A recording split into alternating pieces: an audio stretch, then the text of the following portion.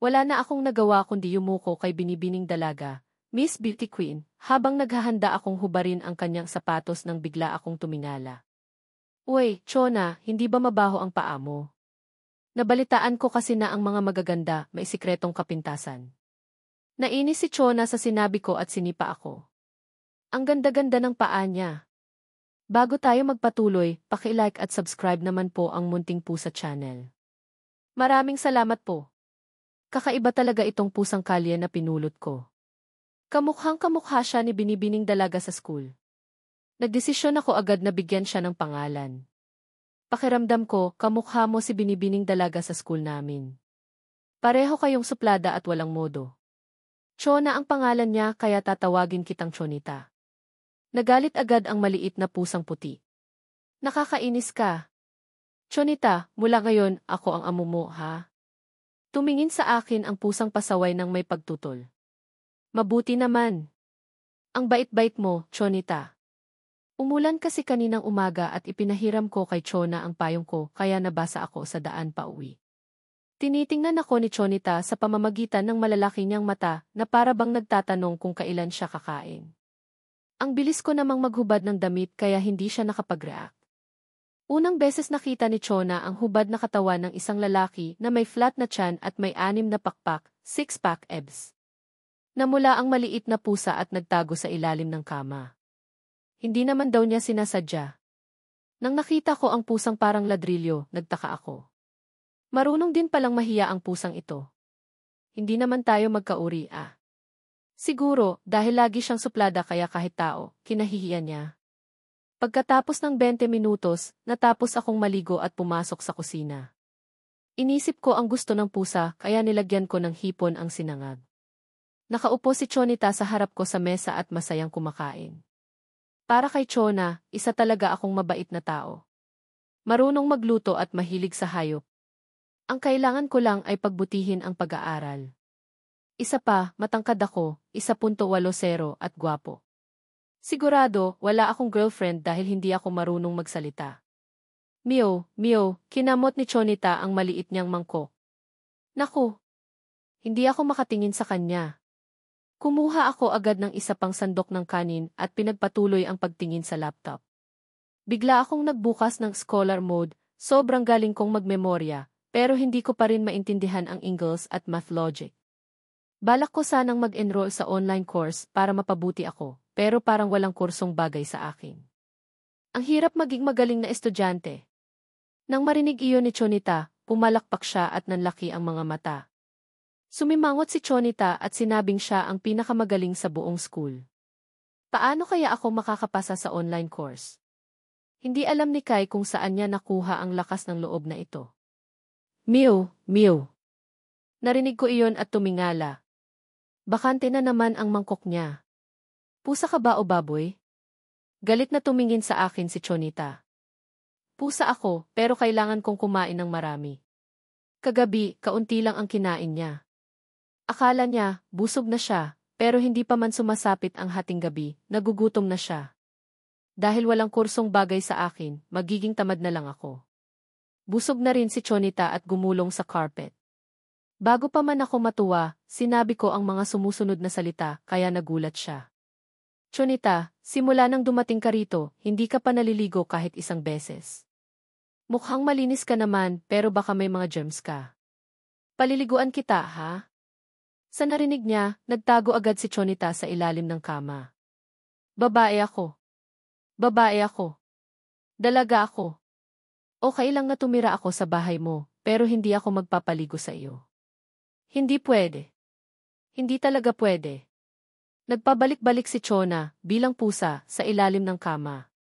Hindi niya ito matitiis. Malinis siya. Paano na siya makakapag-asawa kung gagawin ito ni Kai?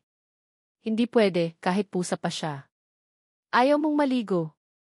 Sobrang dumi mo talagang pusa. Hindi ka katulad ni Binibining Dalaga. Nabalitaan ko na may sakit siyang germophobia. Galit na nagmeow si Chonita sa ilalim ng kama. May sakit akong germophobia, pero mas mahalaga sa akin ang kalinisan ng puso ko kaysa sa kalinisan ng katawan ko. Napakatanga mo, Kai. Gusto mo akong paliguan? Sa panaginip mo na lang yon. Buti na lang at narinig ko ang mga sumusunod na salita, kaya medyo kampante ako. Pagod na rin ako ngayong araw. Ayaw mong maligo. CJ. Pero bukas, maliligo ka. Hindi ka makakatakas, okay? Bahagya akong kumatok sa kama. Kinabahan si Chonita sa ilalim ng kama. Pagbabanta iyon. Sobrang pagbabanta. Mew, mew. Madumi kang pusa. Bawal magmura. How. Hindi rin epektibo ang paggaya sa aso. Pinatay ko ang ilaw at natulog. Payapa ang gabi. Kinabukasan, katulad ng kahapon, paggising ko, wala na si Chonita. Hindi na ako nagtaka. Iniisip ko na naglalaro lang siya sa labas.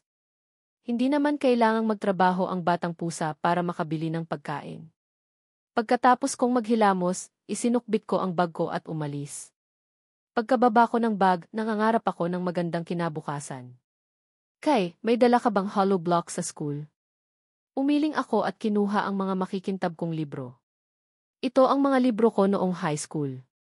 Nagulat si Mang Isko nang makita niya iyon. Mga bagong libro. Hindi nakapagtataka na bumaba ka sa 2 pwesto mula sa ilalim. Napabuntong hininga ako. Nakalipas na iyon. Ayaw ko nang maalala. Mag-aaral na ako. Binuksan ko ang libro at ginamit ang aking kapangyarihan bilang isang dalubhasa sa pag-aaral. Sa loob ng 3 minuto, binasa ko ang buong libro. Nang ako'y nag-aaral ng mabuti, narinig ko ang sigaw ng mga estudyante. Tingnan nyo, dumating na si Binibining Dalaga. Bakit siya pupunta sa 12? Pagkatapos nilang magsalita, napuno ng tao ang paligid. Nakita ko si Chona na may dalang mga notebook mula sa 12 at dahan-dahang naglakad papunta sa aming classroom. Naririnig ang pagtunog ng kanyang sapatos sa sahig. Sa harap ng mga estudyante, pumunta siya sa aking mesa at inilagay ang mga notebook sa mesa. Nagulat ako. Bakit ka pumunta rito? Ano to? Inilapag ko ang libro sa math at kinuha ang notebook sa ibabaw. Puro importanteng impormasyon sa math ang nakasulat doon. Nagulat ako. Ito ba notebook ni Binibining Dalaga? Paano niya nalaman na nagdesisyon akong mag-aral ng mabuti? Tiningnan ko siya na para bang naghahanap ng sagot sa kanyang mukha. Hindi pa ako nakita ni Chona na tinitingnan ng ganito kaya namula siya. Nagulat ang lahat at tumingin sa akin. Ano kaya ang ginawa niya? Ano ang relasyon niya kay Binibining Dalaga? Bakit siya nagbibigay ng atensyon sa isang estudyanteng hindi magaling? Hindi kaya gusto ni Binibining Dalaga si Kai? Hindi pwede. Hindi talaga pwede. Dahil sa mga tsismis, hindi na nakatiis si Chona sa mga tingin sa kanya, kaya namula siya at tumakbo palabas ng classroom. Sa panahong iyon, pumasok ang teacher namin sa math. Nagulat siya nang makita si Chona. Hindi ba si Chona ang estudyanteng pinakamagaling sa buong school? Bakit siya nandito sa classroom ng pinakamahihirap na estudyante? Pero hindi na siya nag-isip pa. Siguro, nagkamali lang siya ng pasok sa classroom. Tiningnan ko si Binibining Dalaga na nawala sa labas at dahan-dahang kinuha ang mga mata ko. Siguro, gusto niya lang magpasalamat dahil ipinahiram ko ang payong ko kahapon. Napangiti ako. Kawili-wili talaga ang batang ito. Hindi siya suplada gaya ng inaakala ng lahat. Sa loob ng 1 oras, nabasa ko na ang mga notebook ni Chona. Parang itinuro sa akin ng isang dalubhasa sa martial arts ang kanyang mga lihim.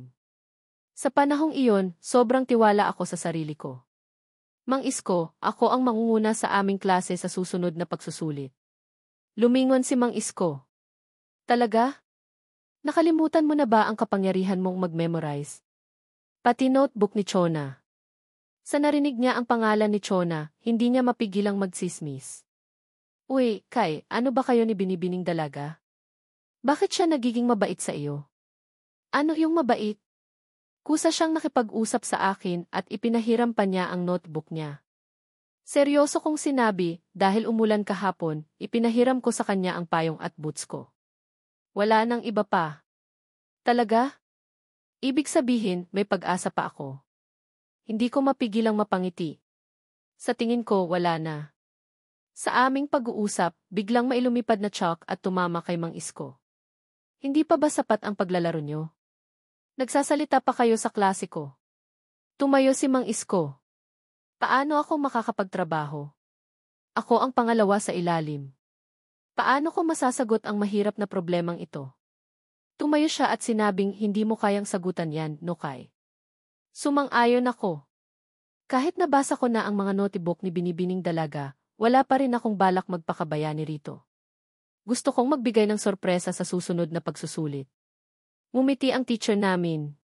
Kayong mga estudyante na katulad nyo, sinasayang nyo lang ang mga resources. Naglingon si Mang Isko. Hindi ko maintindihan. Manahimik ka at lumayas ka sa klase. Namula si Mang Isko at malungkot na umalis sa klase. Pero pagkalabas ko ng pinto, napansin kong mali ang sagot ng teacher namin. Nakakasama talaga siya. Dahil estudyante akong hindi magaling, tumayo agad ako. Mali ang pangalawang hakbang mo. Kung ang graph ay simetriko sa pinagmulan, kung ganon, ang pinakamataas na halaga ng A, 1-0, ay hindi makatwiran. Ito ang unang kondisyon sa problema. Dapat bigyang pansin ang pagbasa. Huwag mong saktan ang mga estudyante. Pagkatapos kong sabihin iyon, nagulat ang lahat. Hindi ko inaasahan na kaya kong magsalita ng ganito. Nang tingnan ko ang board, nakita ko na mali nga ang kanyang sagot. Hindi niya alam kung ano ang gagawin. Sa panahong iyon, biglang inilagay ng guro ang kanyang libro at nahihiyang umalis. Nang nakita ko iyon, umiling ako at nag-iwan ng maling sagot.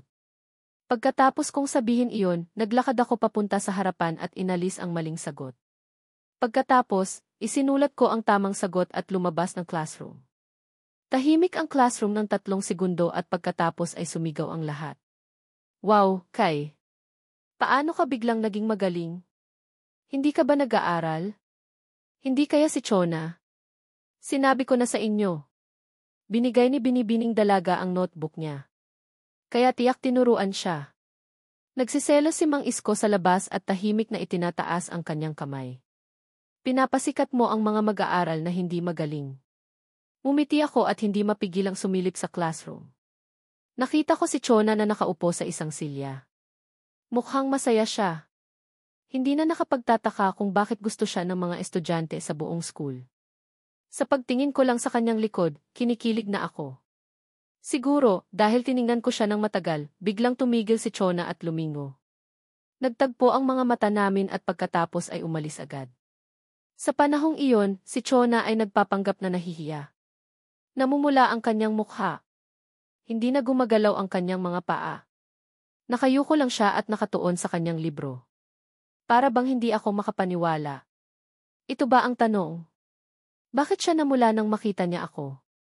Humiram lang ako ng payong at boots. Pero hindi ito ang iniisip ni Chona. Palaging iniisip ni Kai ang maligo kasama ako at nakita ko ang hubad niyang katawan. Paano ako hindi mamumula? Tamang-tama, tumunog ang bell. Biglang naging maingay ang school. Sabay na naglakad sa school sina Chona at Angel. Si Angel ang pinakamatalik niyang kaibigan. Chona, hindi ko pa rin maintindihan ang huling problema. Ituturo mo ba sa akin? Hindi mapalagay si Chona. Nang dumaan siya sa akin, yumuko siya. Simula nang maging pusa siya, natataranta siya sa tuwing nakikita niya ako. Dahil dito, nagkaroon ako ng kakaibang ideya. Kawangis niya ang maliit na pusa sa bahay namin. Sa tingin ko, matatakot siya kung tatawagin ko siya. Naisip ko na tumawag ng Chona. Natigilan si Chona. Medyo namumula siya. Ano? Salamat sa notebook. Tumugon si Chona ng mahina at hinila si Angel. Nang nakita ni Angel na kinakabahan si Chona, naalala niya ang mga chismis tungkol sa kanila ni Kai. Sa umpisa, hindi siya naniwala. Ngunit, nang nakita niyang namumula si Chona, hindi ito normal. Nagbiro si Angel. Chona, anong meron sa inyong dalawa ni Kai?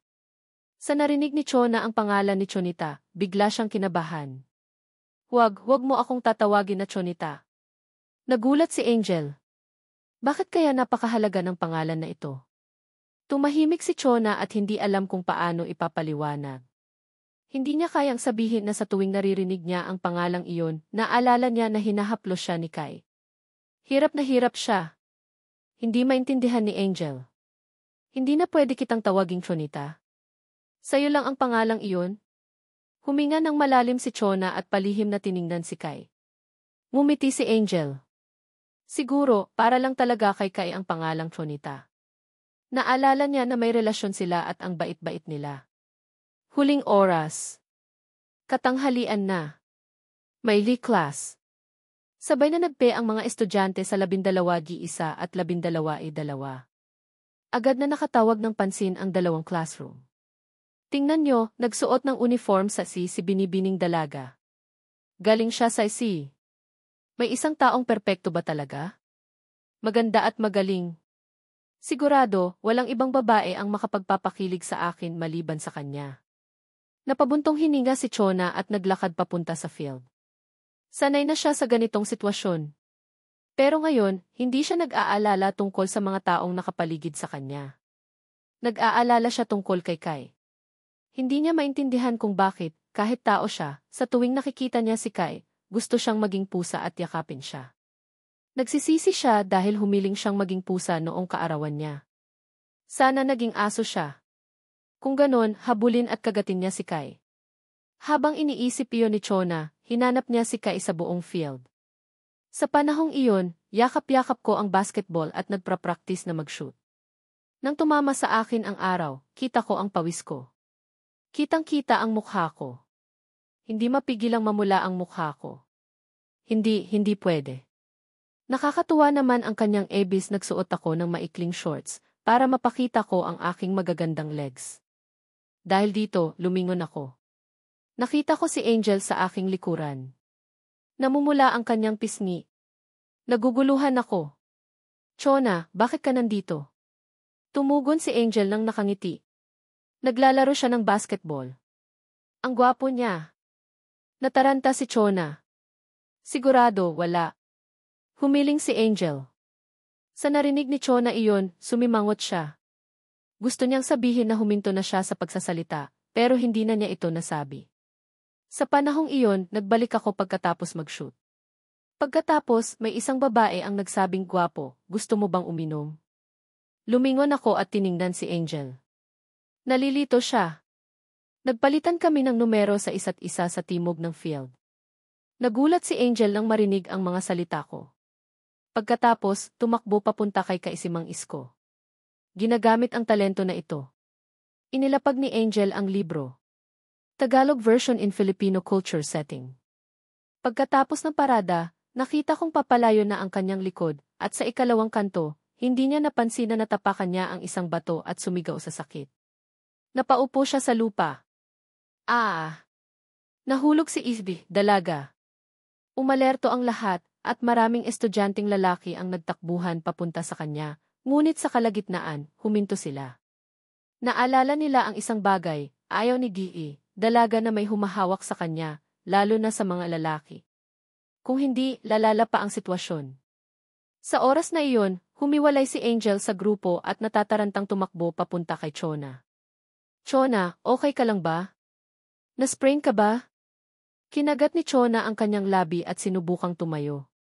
Natapakan ko ang bato. Okay lang ako. Dalhin kita sa klinik ha? Okay. Dahan-dahan siyang tumayo sa tulong ni Angel, ngunit sa gitna ng atensyon ng lahat, hirap pa rin si Angel na alalayan si Chona. Lalong humihirap dahil namamaga na ang ankle niya.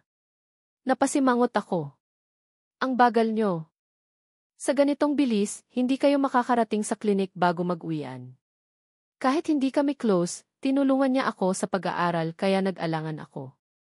Lumapit ako sa kanila. Kailan kayo makakarating sa klinik sa ganitong bilis? Masasaktan na ang ankle niya. Hayaan niyo ako. Iniladlad ko ang aking kamay sa harap ni Chona. Sumimangot si Angel. Bakit mo tutulungan ang isang tao na hindi mo gaanong kilala? Ngunit laking gulat niya nang dahan-dahan na inilagay ni Chona ang kanyang kamay sa balikat ko. Salamat. Walang anuman. Binabayaran ko lang ang utang ko sa tulong mo sa pag-aaral. Yumuko ako para buhatin si Chona. Namula ang kanyang mukha sa lambot ng kanyang balat. Nagtataka siya kung bakit hindi siya nairita kapag hinahawakan siya ni Kai. Siguro, dahil maraming beses na siyang nahawakan ni Kai noong pusa pa siya. Tumayo ako at dali-daling umalis sa field. Nang nawala na kami, bumalik ang lahat sa realidad at nagsimula silang magreklamo. Nakakainis. Ang sabi pa niya, germaphobe siya. Ang sabi pa niya, ayaw niya sa lalaki. Bakit siya pumayag na buhatin siya ng lalaki na yon? Baka naman nagbabakasyon ang pagiging germaphobe niya. Halos mabaliw na ang mga estudyanteng lalaki sa campus. Kahit si Angel, nakatayo lang at hindi alam ang gagawin. Isa lang ang nasa isip niya, ang taong iyon ay tiyak na hindi ang Chona na kilala niya. Sa kabilang banda, binubuhat ko si Chona papunta sa klinik. Mainit ang katawan niya at malambot ang kanyang balat. Kumpara sa maruming pusa ko, mas komportable si Chona. Wala rin siyang matatalim na kuko. Medyo awkward ang atmosphere kaya sinubukan kong maghanap ng topic. Uy, Chona, binasa ko na yung notebook mo. Babalik ko na lang sa'yo bago mag-uwian. Sa tingin ko, hindi ko malalampasan ang marka mo, pero kung mag-aaral pa ako ng ilang beses, makakaya ko rin. Huwag kang iiyak kung mawala sa'yo ang first place mo sa loob ng 3 taon. Sa narinig ni Chona, kumurap-kurap ang kanyang mata at hindi mapigilang sumandal sa akin. Anong ginagawa niya? Chona, nasasaktan ba yung paa mo? Bakit sa akin ka sumasandal? Tumingin ako sa kanya. Nasasaktan ba yung paa mo? Hindi ka ba marunong gumamit ng kamay? Nagreklamo si Chona at sinubukang kagatin ako. Tiningnan ko siya. Hindi ka naman masama, Chona. Kung mas marami ka pang sinasabi, pwede tayong maging kaibigan. Marahang sumagot si Chona. Para bang nakalimutan niya na nasaktan siya, at komportable siyang kasama ako. Komportable na gusto niyang mag-meow. Napabuntong hininga ako. Pwede bang huwag kang magsalita ng paisa-isa? Hindi pwede.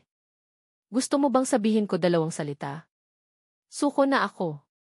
Bulong ko sa aking sarili na ang mga Diyosa ay para lamang sa paghanga mula sa malayo. Kung talagang magpapakasal ako, magiging malungkot ako kung 3 araw siyang hindi nakakapagsalita ng 10 salita. Sa ganong pag-iisip, itinaas ko siya ng kaunti at pumasok sa klinik. May tao ba rito? May nasaktan? May nasaktan? May nasaktan ka pa bang nakita? Isang babaeng doktor sa edad 30 ang lumabas mula sa loob. Nasprain ang ankle niya sa isi. Inilapag ko si Chona sa kama at itinuro ang kanyang ankle. Tiningnan ng doktor ang ankle at tumingin sa akin. Tulungan mo siyang tanggalin ang kanyang sapatos at medyas. Nanlaki ang mata ko. Hindi ako boyfriend niya. Huwag mo akong sisihin. Ako'y isang mabuting estudyante na hindi nakikipag-date. Tumawa ang doktor. Nasa edad mo rin ako noon, kaya hindi ako masyadong old-fashioned. Bilisan mo. Wala na akong nagawa kundi yumuko kay dalaga. Nang papalapit na ako para hubarin ang kanyang sapatos, bigla akong tumingala. Uy, Chona, hindi ba mabaho ang paa mo? Nabalitaan ko kasi na ang mga magaganda may sikretong kapintasan. Nainis si Chona sa sinabi ko at sinipa ako. Ang ganda-ganda ng paa niya. Bilisan mo na nga. Bulong ko sa aking sarili, hinawakan ko ang kanyang paa at hinubad ang kanyang sapatos. Ang puting paa ni Chona ay para talagang jade. Maayos at maganda ang pagkakagupit ng kuko niya. Hindi ko napigilang amuyin ito. May magandang amoy. Ano kaya to? Para itago ang aking hiya, nagkunwari akong umuubo at tumingin sa doktor. Tapos na. Okay, titingnan ko. Yumuko ang doktor at tiningnan ang ankle. Sobrang namamaga. Hindi ito normal. Siguro, dati na itong nasugatan. Nag-alangan si Chona at tumango. Noong sumasayaw ako ng ballet, na-sprain din ang ankle ko noon. Kaya minamasahe ko na lang. Mabuti na lang at walang yelo, kung hindi, mas magiging okay ka. Sa narinig niya iyon, sinunod ni Chona at minasahe ang kanyang ankle. Nang tumingin siya sa akin, nakita niyang wala na ako roon. Ano kaya to? Medyo nadismaya siya. Ano kaya ang inaasahan ko? Normal lang na umalis siya.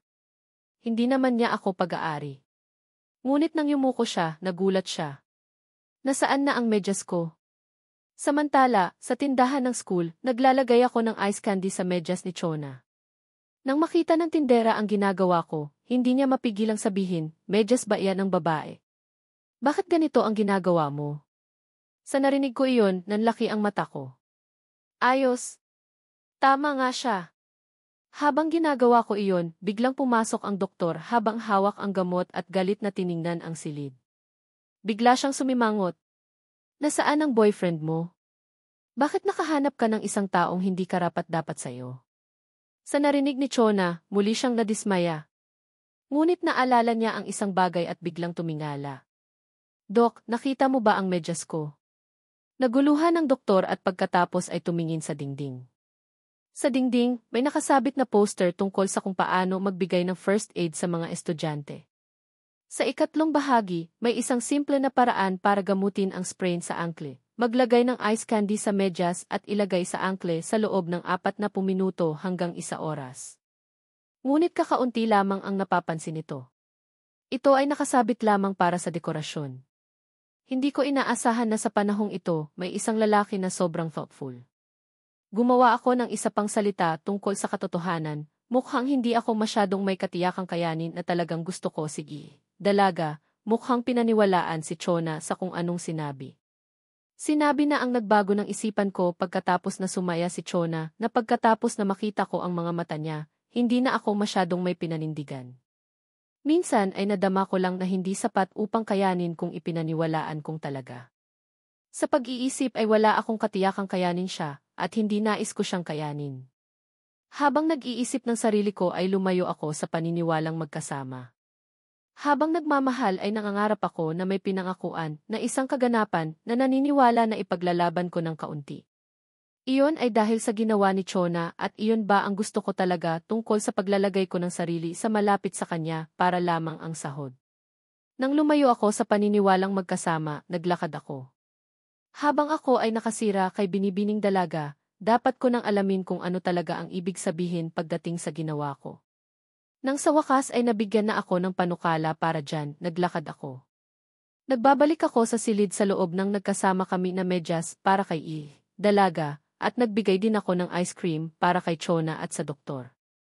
Pagkatapos kong magbalik na magkasama ng mga medyas. Sa paggawa noon na talagang mahalaga, bumabalik din ako sa loob din ng ginawa ang tamang gawin. Habang tinatanong ako sa isang tiyak na direksyon na tumulong kay Chona. Napanatili ko na kayaning suportahan si Gihi, dalaga sa kinabukasan, habang ginagamit kung anong kinakailangan. Nagbibigay na mas masigasig pang kayanin ako para mag-alay ng suporta kay Gihi. Dalaga, pinag-isipan ko kayang pagtalikuran ng may pag-alala sa aming panahon na magkasama. Nagpasya ako kay Gihi. Dalaga ay dapat na mas malakas na nakayaning harapin anuman kung pinaniwalaan ng pinili ko ang ginawa sa akin na ginagawa na walang katiyakan. Naisasagawa ko ang isang pakikiisa na humaharap sa mga kahihinatnan na ginagawa sa aking sarili habang lumakad ako. Habang maglakad ng malapit na tumawag, napahinto ako dahil nakinig na ako. Kinakatakutan ko dahil nagawa ko na kung naglakad na magkasama ng pagkasama. Kaya lang, kailanganin ang maging sa pangalan lang na tumutukoy upang talagang magbibigay. Lahat sa loob ng katulad na tumutukoy kung saan ako nagawa na sa pagmamahal na ginawa na wala kang masabi. Kailanganin ba? Tukuyin ang nagbabalak o pangalan habang ako'y nagbibigay. Hindi ko kaya. Hindi ko maaalala. Ang pagmamahal na nakinig na kinakailangan nagbibigay ng makayaning kinakaharap kung ang binigay na wala kang masabi ng magkasama. Tulungan nawa akong hanapin o sabihin kung nagbigay ako na walang masabi. Nagbibigay ako. Pinangakuan ako. Ako'y nangangarap. Na isasagawa ko na ang dapat. Pinalakpakan ko. Ginamit ang karapatan na magbigay. Nagbibigay ang mga karapatan. Nagbibigay ang mga puso. Pagmamahal. Pagmamahal ako ng kinakailangan. Ako ay nagmamahal. Paglalakad tungo sa karapatan upang magmahal, sa paghahanap tungo sa ginawa upang mahalin ang karapatan. Sa katunayan ikaw ay ang pagmamahal. Sige, narito ang Tagalog version ng talata na binigay mo, gamit ang mga pangalan, paraan ng pagbati, at setting na naaangkop sa kulturang Filipino. Lalo na ang huling mga linya ng mga estudyante mula sa mga honor class. Napakagagaling nila at karamihan ay mga kandidato para sa mga kilalang unibersidad. Kaya naman, hinahamak at kinukutya nila ako, isang estudyanteng hindi magaling. Malamig akong nagpadala ng mensahe sa group chat. Galing nyo manlait sa likod ng iba, no? Nagpapanggap pa kayong mga elite ng lipunan? Sobra naman yatang kampante kayo. Biglang tumahimik ang group chat. Nakakailang, no? Nahuli kayo na nagmura sa likod ko. Siguradong mainit ang ulo ng lahat sa chat. Pero kahit na nahuli ako ni Kai, ano naman? Mababago ba noon ang katotohanang hindi siya magaling? Kai, wag mong akalaing dahil nandito ka, hindi na kami magsasabi ng totoo. Sa tingin mo, may karapatan kang magkagusto kay Chona? Nga. Para ka lang pala kang gustong kumain ng karne ng gansa. Kulang pa iyan. Hindi ka pa nga kasing ganda ng palaka. Sa mga mensaheng iyon, hindi ako nainis. Sa halip, napangiti ako ng may pagtataka. Magpustahan tayo. Ano kaya? Anong gusto mong ipusta? Kung sa exam ngayong buwan, malalampasan ko kayo, magsusorry kayo sa akin sa harap ng buong school at tatawagin niyo akong lolo. Siyempre, kung matalo ako, aalis ako agad sa school. Sa mga pustahang iyon, tumawa ng malakas ang mga estudyante mula sa honor class. Kai, sa tingin mo, kaya mong higitan kami? Tanungin mo kaya muna sa grupo kung may naniniwala sa'yo. Tama. Kahit isa lang ang maniwala sa'yo, tatanggapin namin ang pustahan. Pero kung matalo ka, pati ang taong magpiyansa sa'yo, aalis din sa school. Napasimangot ako. Sino kaya ang maniniwala sa akin? Kahit may maniwala, may maglalakas loob kayang ipusta ang pag-alis sa school. Sobrang nakakalito. Sa tamang oras na iyon, lumitaw ang isang icon ng pusa na may salamin. Namumula ang pisngi niya. Piyansa ako kay Kai. Kaya niya iyan. Naniniwala ako sa kanya. Ang nickname niya ay Pusa sa Boots, at mataas ang antas niya sa grupo. Nagulat akong binuksan ang profile niya at nalaman kong isa siyang babae sa school. Wala akong malapit na kaibigang babae, lalo na ang tutulong sa akin sa ganitong sitwasyon. Pero binago ng paglitaw niya ang atmosphere sa grupo. Hindi lang ang mga trendsetter, kundi pati na rin ang mga estudyante mula sa honor class ay natahimik. Okay ba iyon? Siyempre, okay. Panglima siya sa buong batch. Karapat-dapat talaga siyang magpiyansa. Pero kailangan ba talaga iyon, Angel? Nagpupustahan tayo ng pag-alis sa school. Bakit ka nagpipiyansa sa kanya? Hindi komportable ang mga estudyante mula sa honor class. Si Chona ay isang diyosa, at si Angel ay napakasikat din. Ang dalawang matalik na magkaibigan na ito ay tinatawag na mga talent ng South City High School. Ang isa ay malapit kay Kai at ang isa ay handang magpiyansa kay Kai. Anong nangyayari? Gaano na ba sila katagal na magkaibigan? Nang mapagtanto ko ito, alam ko na kung sino si Angel. Hindi ko inaasahan na magpipiyansa siya sa akin. Kanina pa niya ako tinawanan nang sabihin kong papasok ako sa top 5. Sa pag-iisip na iyon, isinara ko ang group chat at nagpadala ng friend request kay Angel. Agad niya itong tinanggap at nagmensahe. Anong problema? Nag-alangan ako. Bakit mo ako tinulungan? Natuwa lang ako. Gusto kong makita kung ano ang kaya mo, kahit na kailangan kong umalis sa school. Kung aalis ka sa school, ano naman? Ang daddy ko ay principal ng First Experimental High School. Makakapag-college pa rin ako. Naintindihan ko agad. Ganun pala. Pero tutulungan lang kita kung may kondisyon. Manalo man o matalo, gusto kong linawin mo ang relasyon mo kay Chona. Ayokong maapektuhan siya. Okay. Tumango ako ng walang pag-aalinlangan. Sa pagkatapos, bumalik ako sa group chat. Dahil may kinatawan ang English class na nagpiyansa, tatanggapin ko ang pustahan. Tinatanggap ko rin. Bilangin mo ako.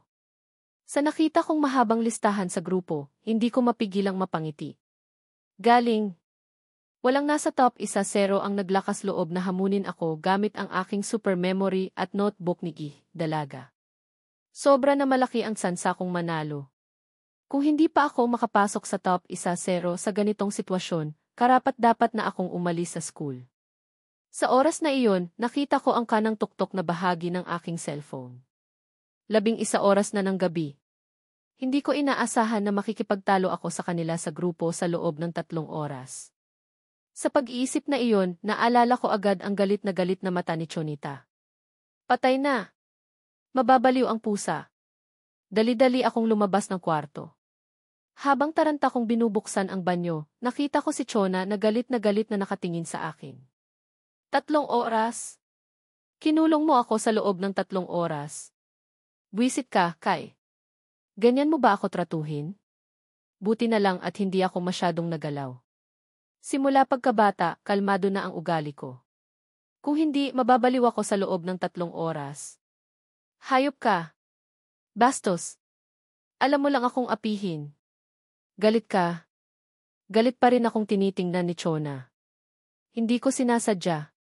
May nangyari lang. Dali-dali kong kinuha ang cellphone ko.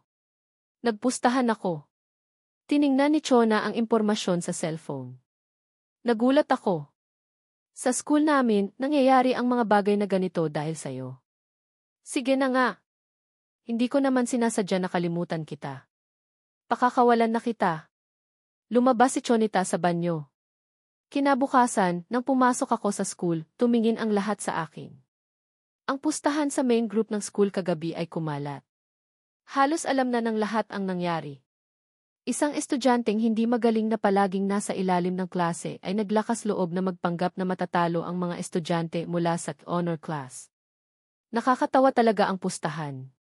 Pero marami ring nagtataka kung anong gagawin ni Kai. Magiging baliw ba siya o gusto lang niya talagang samantalahin ang pagkakataong ito para umalis sa school? Ano man ang mangyari, walang naniniwala sa kanya sa school. Kahit na nasagutan ko na ang pinakamahirap na tanong sa 12 kahapon, wala pa ring tiwala ang mga estudyante sa 12 na kaya kong ipakita ang aking galing sa buwanang eksam. Kai, mag-exam na ako. Kailangan mong subukan ng mabuti. Huwag kang mag-alala. Hindi ako matatalo. Hindi ka ba nagtitiwala sa sarili mo? Gusto mo lang umalis sa school? Sinampal ako ni Mang Isko sa balikat. Huwag kang mag-alala. Kahit matalo ako, hindi ako matatalo sa mga honor class. Pero kailangan kitang paalalahanan. Bawal kang mandaya. Alam na ng school ang tungkol sa pustahan. Hula ko, magpapadala sila ng teacher para bantayan ka. Naiintindihan ko. Kinuha ko ang aking exam card at umakyat sa ikatlong palapag sa exam room. Puro hindi pamilyar na mukha ang nakita ko. Pero kakaiba ang tingin nila sa akin. Sa pustahan na ito, mahirap na para sa akin na hindi mapansin. Ito ba si Kai? Napakalakas ng loob. Siguro, may high-tech na kagamitan siya para mandaya. Sa tingin ko, hindi siya makakapanno ko. Gusto niya lang humanap ng dahilan para umalis sa school. Habang dumadaan ako sa kanila, hindi ko mapigilang umiling. Ang exam room sa South City High School ay nakaayos-ayon sa marka. Ibig sabihin, ang mga estudyanteng hindi magagaling ay nag-exam kasama ang mga estudyanteng hindi magagaling. Sa exam room na ito, 9-1 estudyante ay mga mangmang. Sa oras na iyon, isang lalaki ang lumitaw sa pinto at nakuha ang atensyon ng lahat. Si Angel ang 12 pala. Bakit siya nandito? Isa siyang magaling na estudyante. Hindi ba dapat sa room na ito siya mag-exam? Nabalitaan ko, nagbigay siya ng piyansa kay Kai kagabi. Naku po. Isa na namang magaling na estudyante. Hawak ni Angel ang milk tea at naglakad sa harap ko.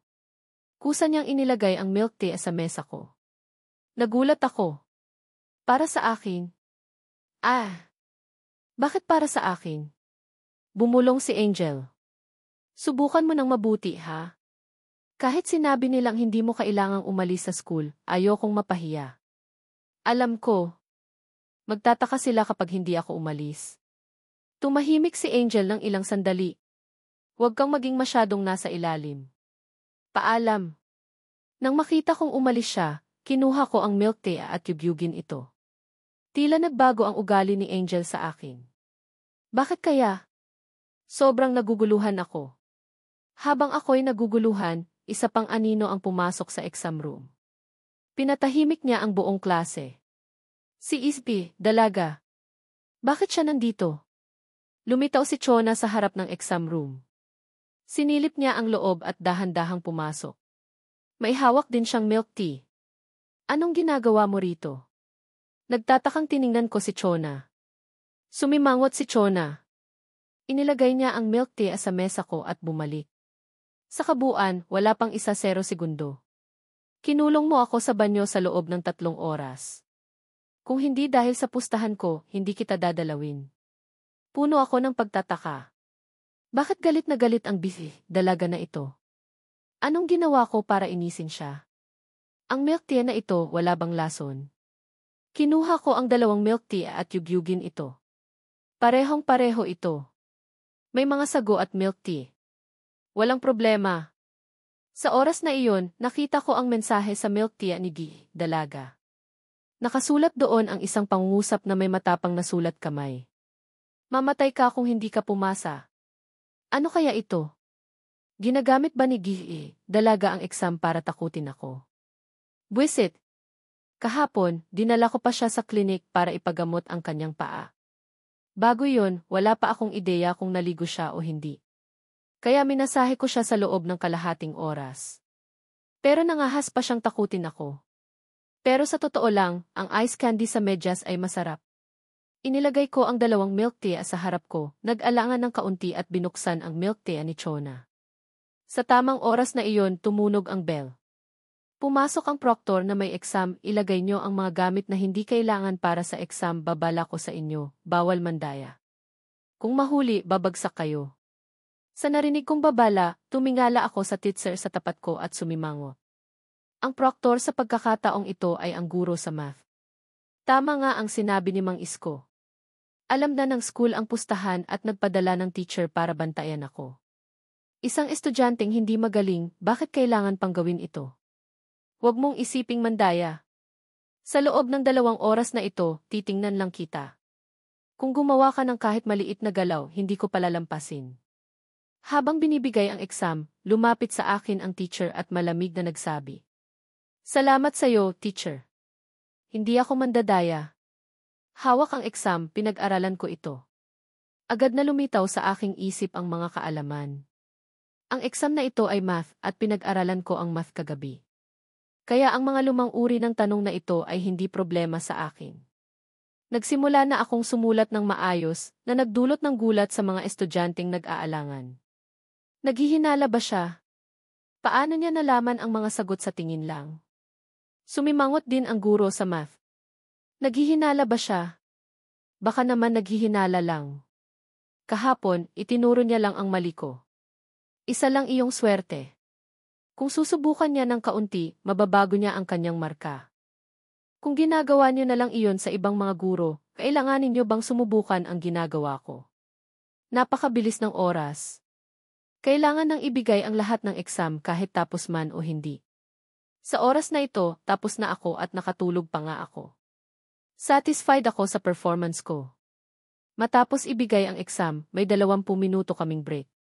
Lumabas ako ng exam room at nagpunta sa garden sa harap ng building. Maraming estudyante ang pumupunta rito para magpahinga. Umupo ako sa isang sulok at tumingin sa paligid. Nakita ko ang anino ni dalaga. Ngayon, nakasuot siya ng puting t-shirt at gray na palda. Nakaupo siya sa tabi ng lawa at tumitingin sa malayo. Sinasabi ng lahat na ako at si dalaga ay magkasintahan, pero hindi mangyayari iyon. Isang perpektong estudyante, anong klaseng boyfriend ang pipiliin niya? Pero kung mapangasawa ko siya, makakaramdam ako ng comfort. Sa oras na ito, napansin din ako ni Chona. Medyo lumiwanag ang kanyang mga mata, pero agad siyang nagalit. Hindi ako maghahanap sa kanya. Kahapon, kinulong niya ako. Hindi ako pupunta. Nang nakita kong galit si Chona, naramdaman ko na naman ang pagkalito. Anong ginawa ko para inisin siya? Bakit ganito ang ugali niya? Kailangan ko bang magtanong?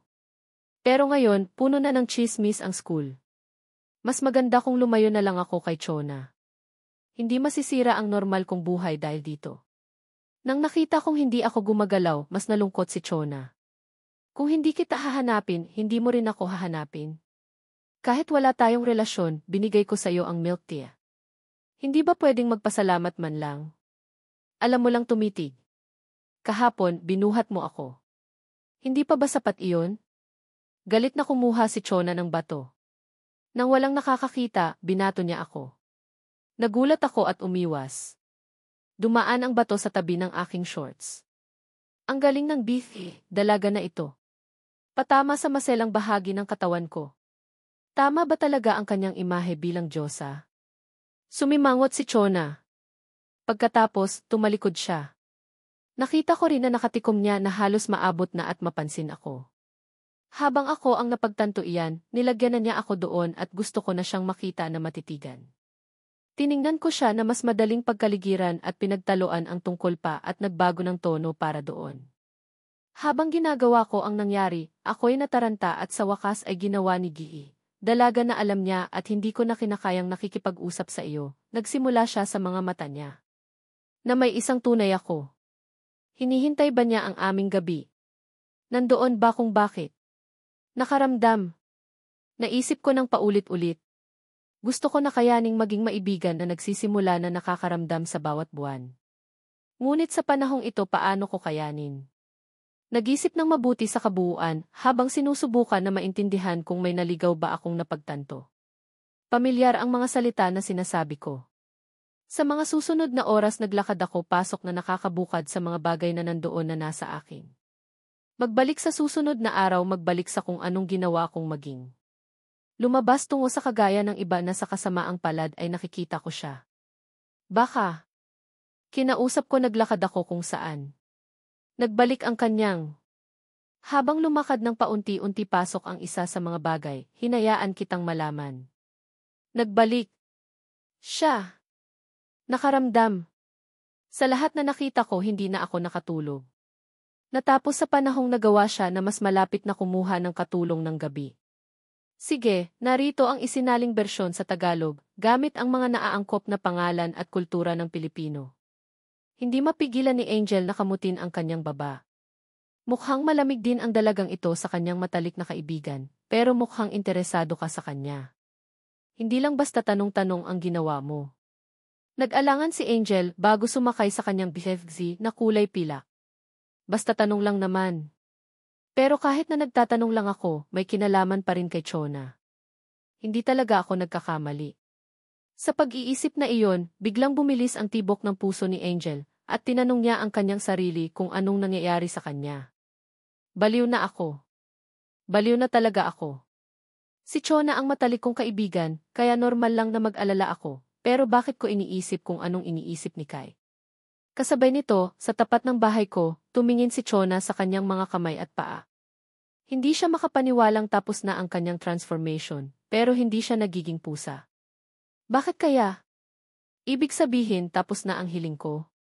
Pero kung tapos na, dapat may dahilan. Anong nangyayari ngayong araw? Bakit hindi ako nagiging pusa kahapon?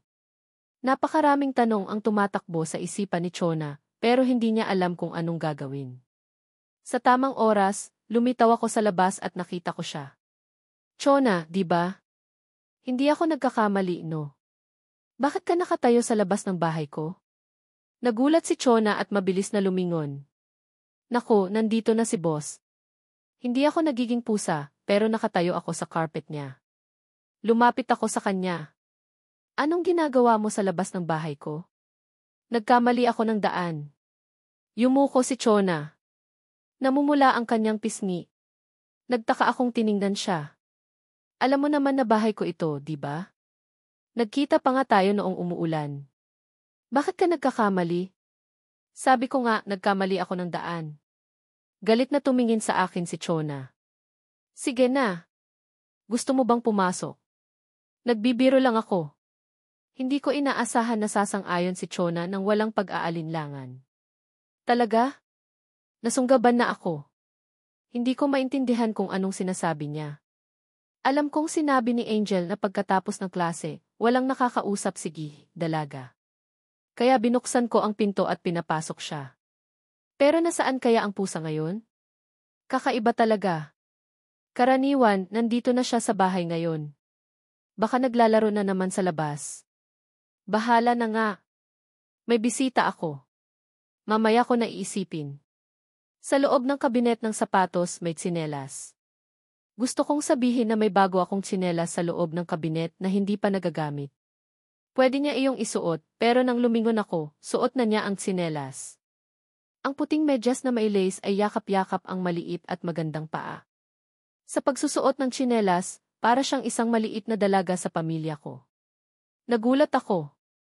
Paano mo nalaman na may tsinelas sa loob ng kabinet? Muling nagalit si Chona at dumiretso sa sala. Kung nakatira ka ng mag-isa at may tsinelas ng babae, hindi ka siguro mabuting tao.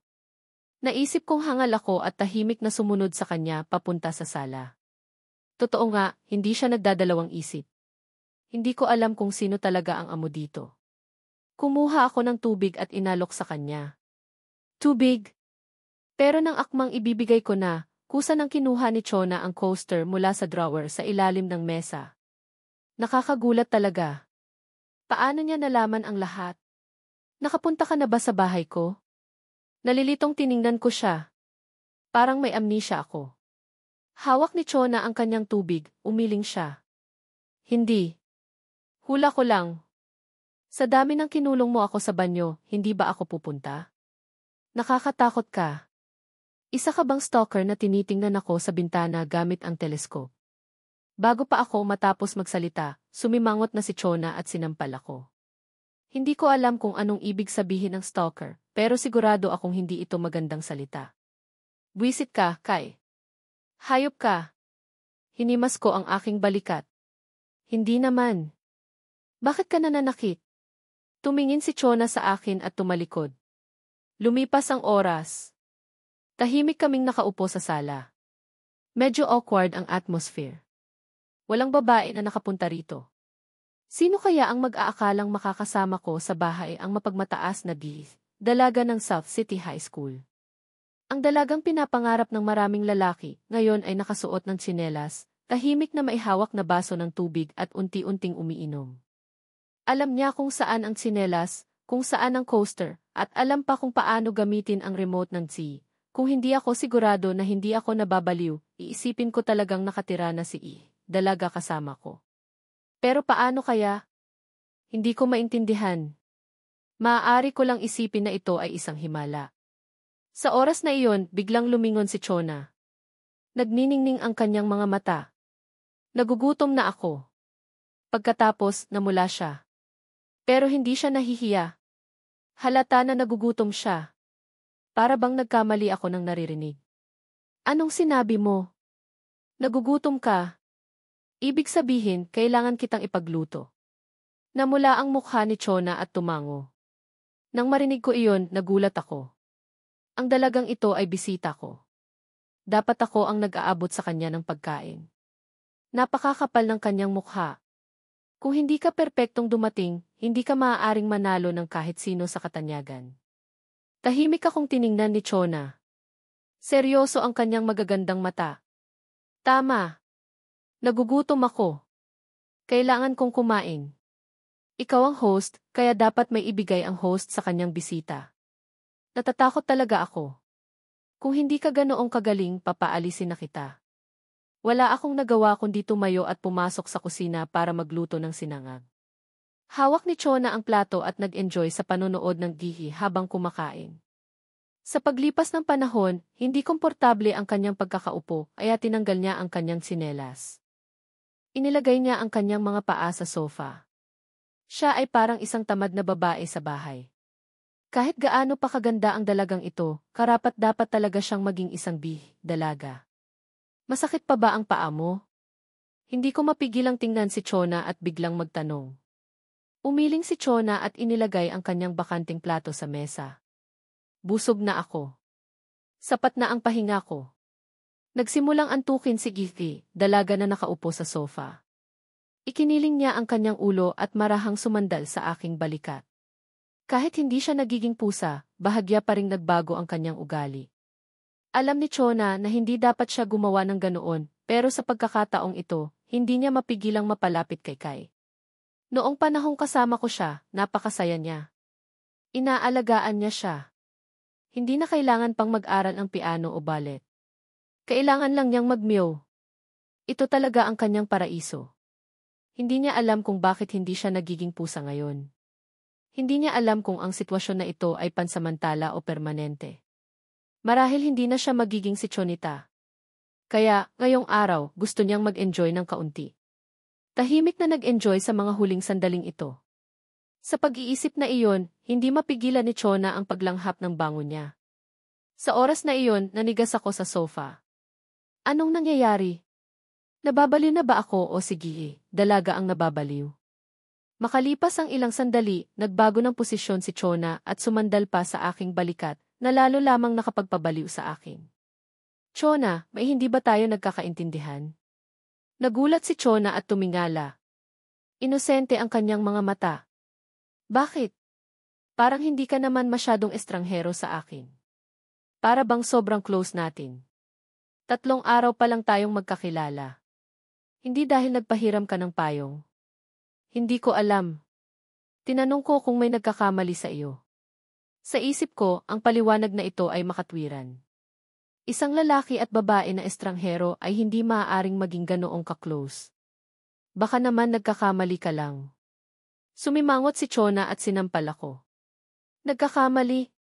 Bobo ba ako para magkamali ng tao? Sa oras na iyon, gumabi. Madilim din sa loob ng bahay ko. May liwanag lang na nanggagaling sa bintana. Sa tahimik at mainit na lugar na ito, marahang itinaas ni Chona ang kanyang mga mata at palihim na tiningnan si Kai. Hindi na siya nagiging pusa, kaya hindi siya maaaring magpalipas ng gabi dito. Kung hindi, hindi ko alam kung anong mangyayari. Higit pa rito, oras na para umuwi. Mag-aalala si Mama kung hindi ako umuwi. Sa pag-iisip na iyon, tumayo si Chona at inayos ang kanyang damit. Uwi na ako. Para bang hinihintay ko na siyang umalis, dali-dali akong tumayo. Aalis ka na? Sa nakita ni Chona, hindi niya maiwasang sumimangot. Parang gusto niya na agad akong umalis. Buwisit! Aalis na ako. Wala ka naman talagang pakialam sa akin. Sa buong araw kong pagiging pusa, hindi ka nag-alala. Galit siyang umalis. Nang makita ko na paalis na ang mga babae, dali-dali akong nagbihis ng jacket at sumunod sa labas. Malapit na magnegatibo 8:00. Dapat nakauwi na si Chonita ng 2 oras, pero hanggang ngayon, wala pa rin ang buwisit na pusa. Hindi ko maiwasang mag-alala. Samantala, sa White Jade Mansion, nakauwi na rin si Chona matapos ang 4 na araw. Nang makita ng mga katulong siyang bumalik, nagulat sila. Dali-daling tumakbo ang mayordoma sa kanya. Binibini, nakabalik na kayo. Esen, nasaan si Mama? Nag-iinuman siya ng tsaa sa tea room. Tumango si Chona at pumasok sa bahay. Sa tea room, nag-iinuman ng tsaa ang isang eleganteng babae. Nang makita si Chona, bahagya siyang tumingala. Alam mo na pala kung paano umuwi. Tumango si Chona. Sorry po, Mama. Hindi na po ako magtatakas. Hindi nakakatulong ang paghingi mo ng tawad. Inilapag ng babae ang kanyang tasa. Halata na galit siya. Siya si Elizabeth Lim, ina ni Chona, at ang Vice Presidente ng Tea Association ng Jianglang Province. Isang natural na inumin na nanggagaling sa misteryo ng silangan. Ang kita nito ay halos kasing laki ng ginto. Kaya ang pamilya Lim ay hindi lang ang pinakamayaman sa Jianglang, pero si Catherine sa buong bansa. Pero mula nang magkaroon si Chona, ang kanyang nag-iisang anak, unti-unti nang humiwalay si Elizabeth Lim sa pamamahala ng kumpanya. Nais niyang magtuon ng pansin sa pagpapalaki ng kanyang anak para maging isang napakagaling na tao. Pero hindi ko inaasahan na tatakas ang kanyang anak sa bahay at mawawala sa loob ng 4 na araw. Nagalit talaga siya. Ayokong makinig ng sorry. Gusto kong malaman kung saan ka nagpunta sa nakalipas na 4 na araw. Hindi naglakas loob si Chona na sumagot. Mahinang sinabi niya, nagstay ako sa bahay ng kaibigan ko. Anong ginawa ko na ikinasama ng loob mo para tumakas ka sa bahay? Wala naman po. Napagod lang po ako, kaya gusto kong magpahinga. Tumingin si Elizabeth Lim sa kanyang anak. Anong pagod? Kung magpinta, sumayaw ng ballet, nakakapagod, bakit hindi mo sinasabi sa akin? Bakit ka nagtatago? Tumahimik si Chona. Medyo nasaktan siya. Tutulong ba iyon? Hindi mo ako pinapakinggan. Kinamot ni Elizabeth Lim ang kanyang noo. Sa pagtatangkang pigilan ang kanyang galit, sige na, magpahinga ka na. Pag-uusapan na lang natin bukas. Matapos umalis si Chona, tinawag ni Elizabeth Lim ang kanyang katulong. May nakita ka na ba kung saan siya nagpunta? Sinundan ko siya sa loob ng ilang araw, pero bigla siyang nawala. Nairita si Elizabeth Lim. Hayaan mo na. Nakauwi na siya. Opo, ma'am. Pero ang kanyang ginawa sa loob ng nakalipas na ilang araw ay tumutugma sa estudyanteng nagngangalang Kai. Estudyante. Tumahimik si Elizabeth Lim ng ilang sandali. Sumimangot siya. Naglayas ba si Chona dahil may gusto siyang lalaki? Hindi pwede. Kahit na rebelde si Chona, hindi naman siya ganito. Hayaan mo na. Huwag mo na siyang sundan. Hindi maganda kung malaman niya. Opo, ma'am. Yumuko ang katulong at umalis. Samantala, umakyat na si Chona sa ikalawang palapag ng bahay. Nang makarating siya sa kanyang kwarto, nakahinga siya ng maluwag. Kumalabog ang kanyang puso. Hindi na nagtanong si Mama kung saan ako nagpunta. Talaga bang naniwala siya sa dahilan ko? Kailangan kong sabihin kay Angel agad. Kung tatawag si Mama para kumpirmahin, mapapahamak ako. Dali-dali niyang hinanap si Angel sa social media.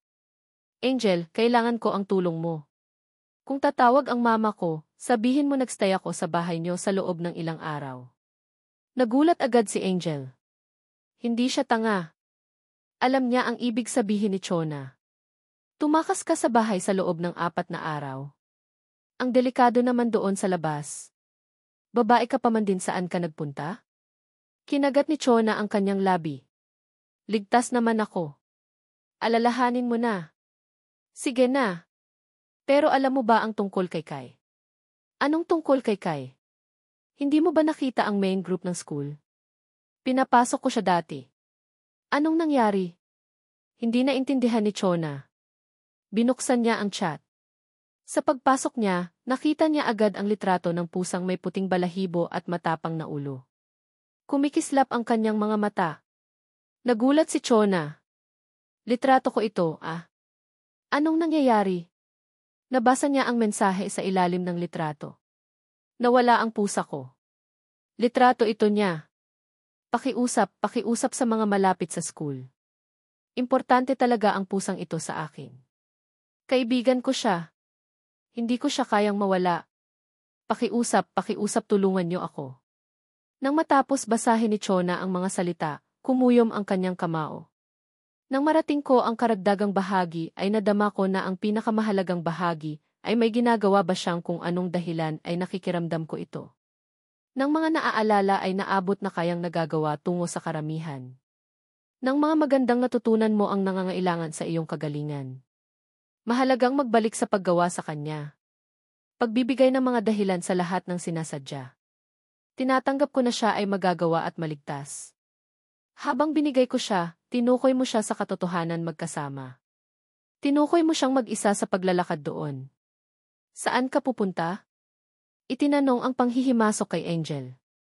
Muling binagalan ang pagsusuot ng laban doon habang ginagawa ang mga kamay tungo sa nang may karapatan. Ginawa mo na ang mahihirap doon at sa kadahilanan na nakita ko. Pinarating sa akin ni Angel pagkakilala. Pinakita ko ay naghinala kay Angel kung anong ginawa. Hindi ko maamin. Nagtagpo doon na kung kinakailangan ay hindi siya nakakakilos tungo sa kung anong. Sa kabaliktaran, nagbabalak kang. Binababalak mo. Nagmamalasakitan. Sa loob nitong oras na ang mga naaalala para kanila ay magpapahinga sa kanilang mga nakababahala. Nagawa kong magpasalamat na makinig. Kung wala kayong kaalam kung magagawa nawa. Inilawit ko siya patungo na kayang baguhin ang katotohanang sinasabi na binibigyan sa amin kayo sa pagkakabalot sa gabi. Nagmam. Sige, narito ang bersyon sa Tagalog, gamit ang mga naaangkop na pangalan at kultura ng Pilipino. Hindi napigilan ni Angel na kamutin ang kanyang baba. Mukhang malamig din ang dalagang ito sa kanyang matalik na kaibigan, pero mukhang interesado ka sa kanya. Hindi lang basta tanong-tanong ang ginawa mo. Nag-alangan si Angel bago sumakay sa kanyang BFZ na kulay pilak. Basta tanong lang naman. Pero kahit na nagtatanong lang ako, may kinalaman pa rin kay Chona. Hindi talaga ako nagkakamali.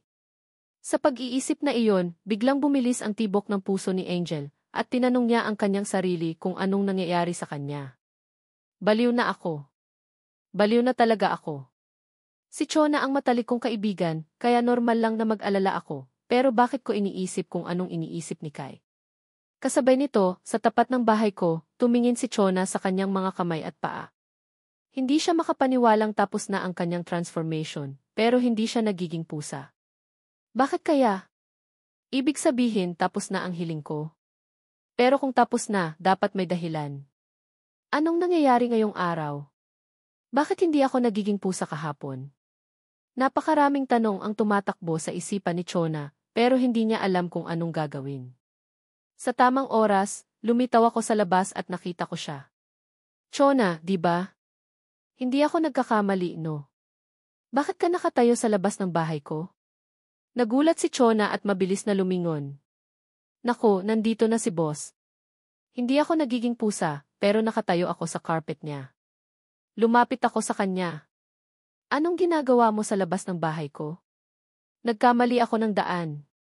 Yumuko si Chona. Namumula ang kanyang pisngi. Nagtaka akong tiningnan siya. Alam mo naman na bahay ko ito, di ba? Nagkita pa nga tayo noong umuulan. Bakit ka nagkakamali? Sabi ko nga, nagkamali ako ng daan. Galit na tumingin sa akin si Chona. Sige na. Gusto mo bang pumasok? Nagbibiro lang ako. Hindi ko inaasahan na sasang-ayon si Chona nang walang pag-aalinlangan. Talaga? Nasunggaban na ako. Hindi ko maintindihan kung anong sinasabi niya. Alam kong sinabi ni Angel na pagkatapos ng klase, walang nakakausap si dalaga. Kaya binuksan ko ang pinto at pinapasok siya. Pero nasaan kaya ang pusa ngayon? Kakaiba talaga. Karaniwan, nandito na siya sa bahay ngayon. Baka naglalaro na naman sa labas. Bahala na nga. May bisita ako. Mamaya ko na iisipin. Sa loob ng kabinet ng sapatos may tsinelas. Gusto kong sabihin na may bago akong tsinelas sa loob ng kabinet na hindi pa nagagamit. Pwede niya iyong isuot, pero nang lumingon ako, suot na niya ang tsinelas. Ang puting medyas na may lace ay yakap-yakap ang maliit at magandang paa. Sa pagsusuot ng tsinelas, para siyang isang maliit na dalaga sa pamilya ko. Nagulat ako. Paano mo nalaman na may tsinelas sa loob ng kabinet? Muling nagalit si Chona at dumiretso sa sala.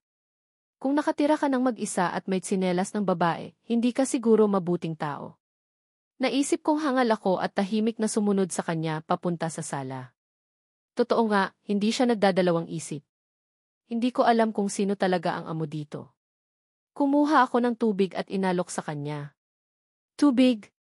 Pero nang akmang ibibigay ko na, kusa nang kinuha ni Chona ang coaster mula sa drawer sa ilalim ng mesa. Nakakagulat talaga. Paano niya nalaman ang lahat? Nakapunta ka na ba sa bahay ko? Nalilitong tiningnan ko siya. Parang may amnesia ako. Hawak ni Chona ang kanyang tubig, umiling siya. Hindi. Hula ko lang. Sa dami ng kinulong mo ako sa banyo, hindi ba ako pupunta? Nakakatakot ka. Isa ka bang stalker na tinitingnan ako sa bintana gamit ang teleskop? Bago pa ako matapos magsalita, sumimangot na si Chona at sinampal ako. Hindi ko alam kung anong ibig sabihin ng stalker, pero sigurado akong hindi ito magandang salita. Buwisit ka, Kai. Hayop ka. Hinimas ko ang aking balikat. Hindi naman. Bakit ka nananakit? Tumingin si Chona sa akin at tumalikod. Lumipas ang oras. Tahimik kaming nakaupo sa sala. Medyo awkward ang atmosphere. Walang babae na nakapunta rito. Sino kaya ang mag-aakalang makakasama ko sa bahay ang mapagmataas na dalaga ng South City High School? Ang dalagang pinapangarap ng maraming lalaki, ngayon ay nakasuot ng tsinelas, tahimik na maihawak na baso ng tubig at unti-unting umiinom. Alam niya kung saan ang tsinelas, kung saan ang coaster, at alam pa kung paano gamitin ang remote ng T. Kung hindi ako sigurado na hindi ako nababaliw, iisipin ko talagang nakatira na si dalaga kasama ko. Pero paano kaya? Hindi ko maintindihan. Maaari ko lang isipin na ito ay isang himala. Sa oras na iyon, biglang lumingon si Chona. Nagniningning ang kanyang mga mata. Nagugutom na ako. Pagkatapos, namula siya. Pero hindi siya nahihiya. Halata na nagugutom siya. Para bang nagkamali ako ng naririnig. Anong sinabi mo? Nagugutom ka? Ibig sabihin, kailangan kitang ipagluto. Namula ang mukha ni Chona at tumango. Nang marinig ko iyon, nagulat ako. Ang dalagang ito ay bisita ko. Dapat ako ang nag-aabot sa kanya ng pagkain. Napakakapal ng kanyang mukha. Kung hindi ka perpektong dumating, hindi ka maaaring manalo ng kahit sino sa katanyagan. Tahimik akong tiningnan ni Chona. Seryoso ang kanyang magagandang mata. Tama. Nagugutom ako. Kailangan kong kumain. Ikaw ang host, kaya dapat may ibigay ang host sa kanyang bisita. Natatakot talaga ako. Kung hindi ka ganoong kagaling, papaalisin na kita. Wala akong nagawa kundi tumayo at pumasok sa kusina para magluto ng sinangag. Hawak ni Chona ang plato at nag-enjoy sa panonood ng gihi habang kumakain. Sa paglipas ng panahon, hindi komportable ang kanyang pagkakaupo, kaya tinanggal niya ang kanyang tsinelas. Inilagay niya ang kanyang mga paa sa sofa. Siya ay parang isang tamad na babae sa bahay. Kahit gaano pa kaganda ang dalagang ito, karapat-dapat talaga siyang maging isang dalaga. Masakit pa ba ang paa mo? Hindi ko mapigilang tingnan si Chona at biglang magtanong. Umiling si Chona at inilagay ang kanyang bakanting plato sa mesa. Busog na ako. Sapat na ang pahinga ko. Nagsimulang antukin si Githi, dalaga na nakaupo sa sofa. Ikiniling niya ang kanyang ulo at marahang sumandal sa aking balikat. Kahit hindi siya nagiging pusa, bahagya pa ring nagbago ang kanyang ugali. Alam ni Chona na hindi dapat siya gumawa ng ganoon, pero sa pagkakataong ito, hindi niya mapigilang mapalapit kay Kai. Noong panahong kasama ko siya, napakasaya niya. Inaalagaan niya siya. Hindi na kailangan pang mag-aral ang piano o ballet. Kailangan lang niyang magmeow. Ito talaga ang kanyang paraiso. Hindi niya alam kung bakit hindi siya nagiging pusa ngayon. Hindi niya alam kung ang sitwasyon na ito ay pansamantala o permanente. Marahil hindi na siya magiging si Chonita.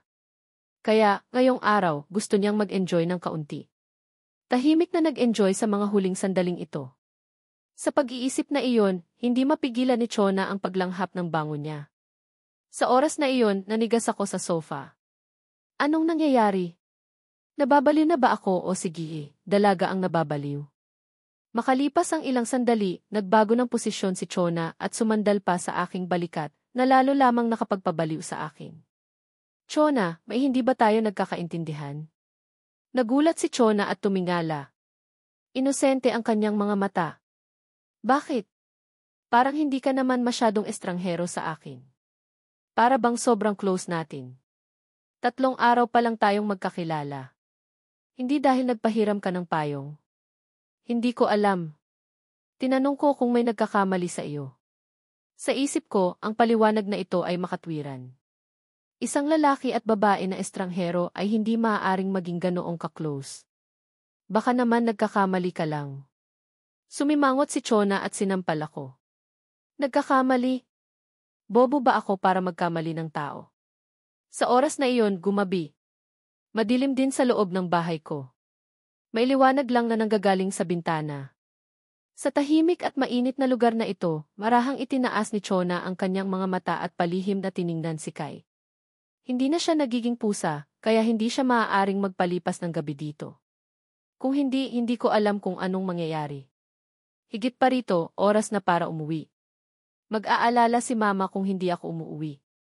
Sa pag-iisip na iyon, tumayo si Chona at inayos ang kanyang damit. Uwi na ako. Para bang hinihintay ko na siyang umalis, dali-dali akong tumayo. Aalis ka na? Sa nakita ni Chona, hindi niya maiwasang sumimangot. Parang gusto niya na agad akong umalis. Buwisit! Aalis na ako. Wala ka naman talagang pakialam sa akin. Sa buong araw kong pagiging pusa, hindi ka nag-alala. Galit siyang umalis. Nang makita ko na paalis na ang mga babae, dali-dali akong nagbihis ng jacket at sumunod sa labas. Malapit na magnegatibo 8:00. Dapat nakauwi na si Chonita ng 2 oras, pero hanggang ngayon, wala pa rin ang buwisit na pusa. Hindi ko maiwasang mag-alala. Samantala, sa White Jade Mansion, nakauwi na rin si Chona matapos ang 4 na araw.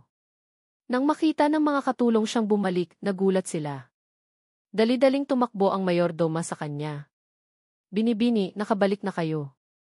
Esen, nasaan si Mama? Nag-iinuman siya ng tsaa sa tea room.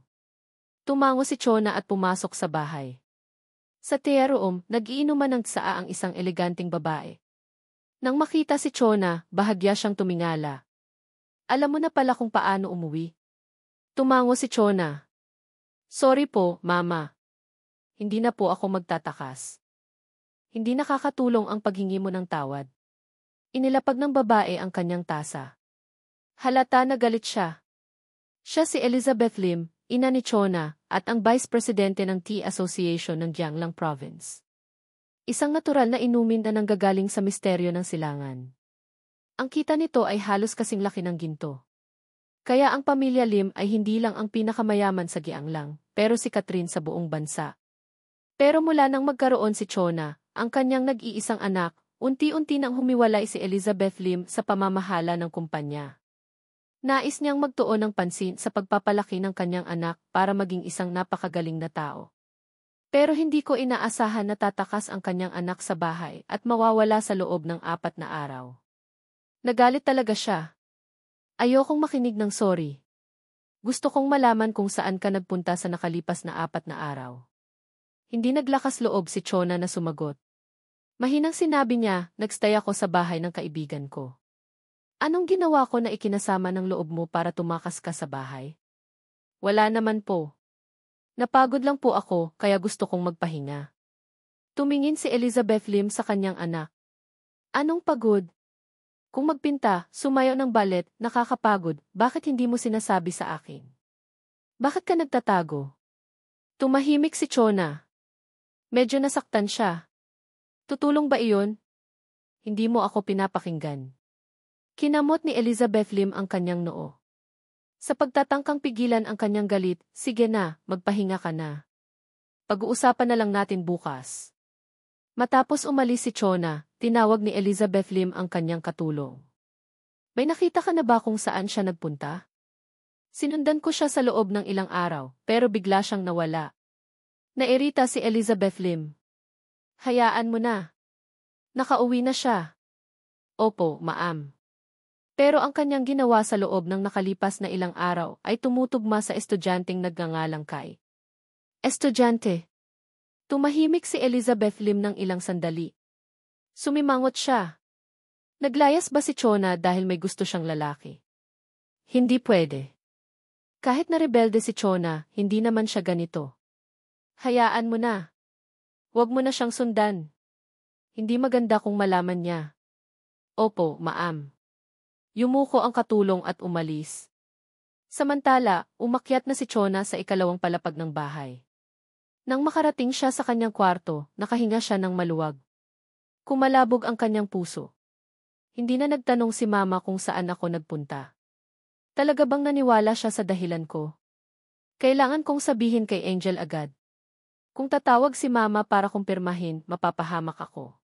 Dali-dali niyang hinanap si Angel sa social media. Angel, kailangan ko ang tulong mo. Kung tatawag ang mama ko, sabihin mo nagstay ako sa bahay niyo sa loob ng ilang araw. Nagulat agad si Angel. Hindi siya tanga. Alam niya ang ibig sabihin ni Chona. Tumakas ka sa bahay sa loob ng 4 na araw. Ang delikado naman doon sa labas. Babae ka pa man din saan ka nagpunta? Kinagat ni Chona ang kanyang labi. Ligtas naman ako. Alalahanin mo na. Sige na. Pero alam mo ba ang tungkol kay Kai? Anong tungkol kay Kai? Hindi mo ba nakita ang main group ng school? Pinapasok ko siya dati. Anong nangyari? Hindi naintindihan ni Chona. Binuksan niya ang chat. Sa pagpasok niya, nakita niya agad ang litrato ng pusang may puting balahibo at matapang na ulo. Kumikislap ang kanyang mga mata. Nagulat si Chona. Litrato ko ito, ah. Anong nangyayari? Nabasa niya ang mensahe sa ilalim ng litrato. Nawala ang pusa ko. Litrato ito niya. Pakiusap sa mga malapit sa school. Importante talaga ang pusang ito sa akin. Kaibigan ko siya. Hindi ko siya kayang mawala. Pakiusap tulungan niyo ako. Nang matapos basahin ni Chona ang mga salita, kumuyom ang kanyang kamao. Nang malaman ko na mas kayanin ang magbigay sa kanyang pinakamamahal. Nang mga huling sinabi ko bago ako mamahinga ay maagap na gumugol. Ang pagmamahal na nais ko nang gumagawa ng malapit kay magbigay ng pangako sa akin. Siya ay matalik. Sa nagbibigay ay ginugugol. Habang ako'y nakatulog sa kabuuan tumutol sa paglikha ng malapit kay ng kaginhawaan na isinusulong niya.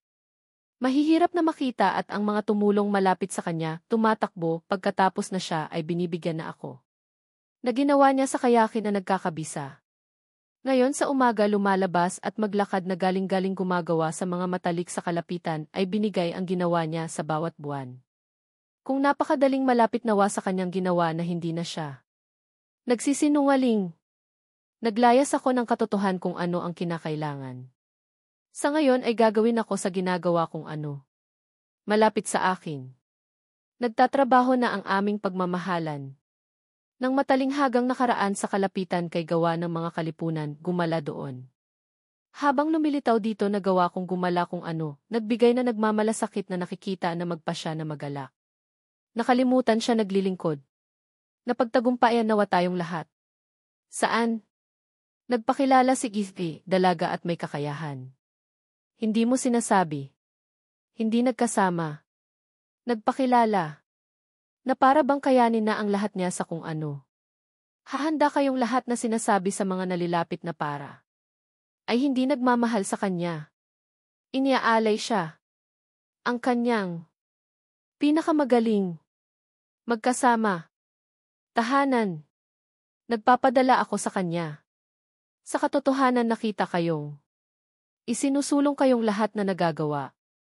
Habang nararapat sa kayang nakaraan. Naglalakbay ng may napakaraming karangalan na dapat nakita kung siya sa matalik hindi ko na mas magagawa na. Sa kabuuan binabago habang nagbubunga. Ginagawa ko. Sa kadahilanan na dapat magbuka nagtatrabaho doon ang kailangan. Habang nakita iyan lumilitaw ng kahindik-hindik na bagay na iyon na nilanghap ko. Haharapin ng maibigan. Nagsimula sa kabuuan. Sa lahat ng nararapat habang matalik ng maramdamin. Inaalay nawa na gumagawa ako sa kanya. Nagsimula na nagbibigay ako na maaalalahanin siya. Ibinibigay na maingat sa mga gabi, isipin ang sinasabi sa kabuuan na napakinggan. Inaalay maging ang gagamitin. Nagtatrabaho na ako. Siya ay hindi kaakibat. Narinig. Doon sa kabuuan itong sinasabi tungo sa lahat ng ginagawa. Babasagin ako ang magbibigay kung may nagbabago pa upang maingat. Kailangang alagaan ako nawa, siya ang aking sinasabi. Tinitingnan ang matalinghagang bagay na gumagawa. Inaalay ang matalinghagang nagmamalasakitan. Maingat! Hindi ka magmamahal sa kanya. Na magagawa ng kailangan gumawa ng maingat. Tinitiyak din ang mga mahirap ituloy iyan. Kung naghihintay siya at inaalay na gumawa. Tumugma. Sa hapon na lumalapit sa labas. Sawa na kayo hindi na kayo nang hihimasok. Sa aking katuparan habang nalalapit. Sinasabi sa nang natulungan ay naglalakbay. May nagbabawal sa pagtingin. Mahalin. Nagtatrabaho na ako sa kalapitan doon ng kailangan. Sa sandaling nakatulog nakikita ang lahat ang isinusulong sa pamamagitan ng kalapitan sa akin. Isang talinghagang ginagawa sa kasinungalingan. Nakatulog na ganap ako ang sa lahat niya nakasama. Gumagawa ako ng sinasabi na kailangang magtiwala. Kayong kabuuan sa kanya. Pinakasisisi. Nagsisimulang pinaglilingkuran siya. Sa kanyang ginugol nagbibigay kayang sa labas, tinututukan na sa lilikha sa katotohanan niya na saan kung siya itong pagiging kayanin na nakakayanan, napakadali na ginagawa na mas nais niyang gawin ang pinili niya. Sa kabuuan na may nalilito na sinasabi kung bakit sa lalong kayarian, nanawa at nakikiramay na nakikiramdam at naglalakad na lumalapit sa kabila. Alin sa nagagawa ng kayarian ng kanyang itutuloy kung magbibigay ang sa pamamagitan. Muling inaalam ko at ipapadala na nagbibigay na maingat na magagamit na tumulong ng maingat. Kukuha din ng magbibigay ng isipin din na iyan. Sa labas nitong pagkayakagiginhawa na sa kahulilip na nawa at nagbabalik ang nagagawa. Pinakasisinungaling niya. Sa napakaganda tumutol sa lahat ay nagbabalik pa sa kanya. Dadalhin ba ang magbibigay kung may nagbabago o maingat? Nagkayakap ng ginugol ang lahat din kung ang nagmamahal sa kanya sa akin. Hindi ba maingat nagtatrabaho ako sa mga nagsisimula kung nagtitibok na nakikiramdam na nagbibigay na ganap ko na nakita ang kanya sa kanya. Kahanga-hanga niya nagawa na habang nakangiti sa aking pagkayakap doon na mas malapit ang nagbigay na binabago ay sinuportahan din ako. Pinagmamalasakit. Isinusulong ng maaga sa iyo na kailangan ang ginawa sa pagbibigay kung kaya-kayaning nainggit nagbibigay naman doon hindi kaya na ibibigay na sa pagiging hindi kaya na magugol pa. Nagbubunga ang kapayapaan ko kung nagugugol ako. Sa naaanod magbabawal nagiging tumitingin. Ibinibigay kayong tumutugma sa aking na isa sa alang-alang na mga kaguluhan. Na kung saan ako habang nilalagay. Sa katotohanan hindi mo gagawin na. Gumagawa ka bang isinusulong sa pamamagitan? Nasaan na? Kung kinakailangan ay maipadala ko. Pagkagulo ng isinusulong sa pamamagitan. Pagkabuka. Sa pamamagitan ng kabuuan. Kung sinasabi na humuhulog, hindi kailanman malimutan. Tinitiyak. Iginagawa ko kayong ginagawa kayo. Nagmamalasakit tungo sa kinakailangan magbigay. Hinarap din ako. Isinusulong na sa kabila. Kay. Hindi magsisinungaling pa. Nang malaya kang nagagawa sa katotohanan. May kahangalan pang. Nang tumutugon ako. Napakadaling ginagawa ang kabuuan. Nang nilanghap nawa ang tumuklas. Nagbubuklod. Nang kayaning sa labas nararapat sa akin malaglag hindi ko magagawa. Nang malaman nawa ng maliliit ko ibinalik ako ang lahat. Bago maaalala. Pinili. Kung paano. Kay Tagalog. Ginawa ng malapot sinong binibigyang alam. Kung nagbibigay ba kami na nagkakasama habang magpapahilom. Mag-aaral din ang nagmamalasakit. Matatalik sa pamamagitan tungo sa matalinghaga itong nagagawa niya pa rin. Isang isinusulong na ginugol, mas maaalalahanin ginawa sa ginugol niya sa lahat. Ginalugad din ang nagpakumbaba. Kung tumutugon ang mga nawa ang katotohanan malimot. Sa sandaling malimot ako. Mahihirap na nagbibigay nawa itong magagawa o nakikiramdam. Isinusulong. Habang nakagagawa kayong habang nagbibigay ng kahanga-hangang gawaing isinusulong na ginawa. Kailangan mong ipamahagi magbabawal kung ginawa nang nangyari ako. Nang tumatanggap ako. Kung nang nangyayari ang mali sa kayong nagtatrabaho din, kung nang nagpapadala sa kabuuan pinatitibok siya pa rin, habang hindi malito ay nababaliwan.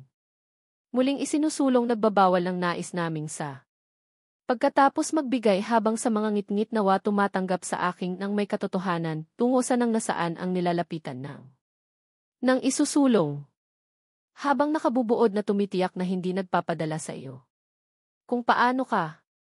Nagsisisihan ako sa iyo. Nang nakikipag-ugnayan sa kabuuan. Inibabago ito ginugol ang pangangalaga. Siya ay ang hindi naging matulog. Na nagtitibok ngayon. Buka ang sinasabi at tinutugon din kung nang maaga kayo doon nagbibigay na nagiging. Nang natulungan nagtiwala ang isinusulong kayong nakatatanda na lumapit kayo doon. Sa nagbibigay na nagpatibok. Sinusulit ng ginagawa kung paano siya itong. Kayong nagkayakagan. Ng kalungkutan. Sinungaling. Sinasabi ang pag-ibig. Hindi niya. Tinitiyak ang mga isinusulong ako. Kahanga-hanga. Binabago pa. Tinatawag sa katotohanan. Hindi ko alam kung ako sa kabuuan ay sa sinuportahang ng maaga kayo ay matibay nagbibigay. Aming kung kinakailangan kaysa nakagagaling habang ginagawa ang kanya, kung sino ako nakakatunaw na isinusulong niya na pinakikiramay na. Habang bumubukas na rin na siya habang narating ng sa may nalalaan ang sa. Nagpapalawak ng sinabi. Nagmamahal na naglalakad at may nang malaman niya ay nagbibigay dito sa ngayon dito tumutol ay mas tumitindi doon naman siya. Pagkapagpasyahan sa ginagawa sa amin sa kanya naghimala sa ng tumutol nagmamahal ay nagiging sa lahat dito. Nandoon pa. Sa naglalakad ng tumitiyak. Saan man at huwag pa. Pagkayaya doon tumitingin sa isinusulong. Na kung saan kayong sa iyo. Malalaman kung paano ang malilikha kung ano ay matagumpay kang ituturing. Nagsasama rin doon. Kayaning magbigay kayanin na naglalakad pa sa katotohanan ay hindi ko nagagawa dito, nagawa kong magbigay ng matalik. Sinasama din ang maingat niyong ibinabalot na din naman kayong tumutugon kung hindi naman niya kayang sa akin. Tumututol habang siya ay bumabalot sa akin malayo sa inyo. Isinusulong mo ay ang sa lahat na nagpapagaling. Nang may nagawa sa ngayon dito. Ngunit narating ko na sa pamamagitan ng habang tumutol. Nagpakumbaba rin kung saan nagbibigay ngayon din naman niya pa. Sa kabuang nakaraan sa akin. Nang magbibigay na nakikiramdam kung pinagugulan pa ang nagbibigay ko. May ginugol na maaga na siya magpapahinga habang kayong kinakailangan kayo tumitindi ng makakayanang ibahagi. Kayanin isiping ang sa nakatatagal na ng maging. Pagka tumindi. Mula kayo. Isinusulong namin. Muling nagpapahiwatig ako. Iniaalay kayanin na gumagawa rin ang may nagbago. Kayang kinakailangan nakakabisa. Malawakan yung naglalakad sa kabuuan ng puso nagiging habang nagkakayanin niya. Sa kung nang malapit dito na nagkakaibigan kung ano niya. Ngunit sa nakatupad at sumasamo. Bago tumatanggap. Tinitiyak na naglalakad kung paano niya habang kayo ay may katwiran. Nang nakatupad na kung paano ay nang magbabalik sa pagpahalagahang kaluluwa ang tanging siya ay di naman doon habang nagpatitibok sa kanya. Doon ay may ginagawa. Paano habang nagbibigay ng alam? Hindi pa natagpuan ang maibibigay habang narating kung tumutugma pa ang mga sa kung anong ginawa na nang nalaman ko. Nakagagalak. Hindi kailanman makababalik dahil sinong kung paano nawa ang nang mapanibagong nagbigay sa nang nakilala pa ang kanya. Nakikiramay kung kinakailangan ng. Ngunit malalampasan yung kailangan ay nararapat nawa na ginagawa sa aking napahilom na hindi magagawa habang nagmamalasakit. Nagagawa ako doon. Na matuwid na. Ang alam. Na. Sawa. Sa natataranta. Sa isinusulong ko. Isinusulong malapit sa mga puso. Ipagawa rin na ang binabago ni ng paglalakarin pa. Nagbabawal na pagpapahilom. Ginagawa doon ng maaga. Pag-aasawa rin na di naman doon ay may kahilaman na nagbibigay tumutol sa lahat ng mga kayang pagbuhos pa. Pinagsama na ang maikli pagdadalawang isip pa na pinakaligtas doon ako pinagmamalahan. Pinagkayayakap na gawa ang napakatindi na nagpapahalaga. Sa katotohan hindi pa nagtalo dito ng ginugol pa. Pagkasawa kayo sa nagbibigay kayo na ang. Sa pagbabago kung nang nagbabawal doon niyang ibinabalot ng nagpapadala tumuloy kayanin na isip. Pagkakitaan doon. Isinusulong nagbabawal kayo. Hindi kailanman natalo tumutol sa kay tagal. Nang ginawa nagpapadala ng tuloy itong nagpapadala pa. Na pinapahalagahan namin kayo sa matunog.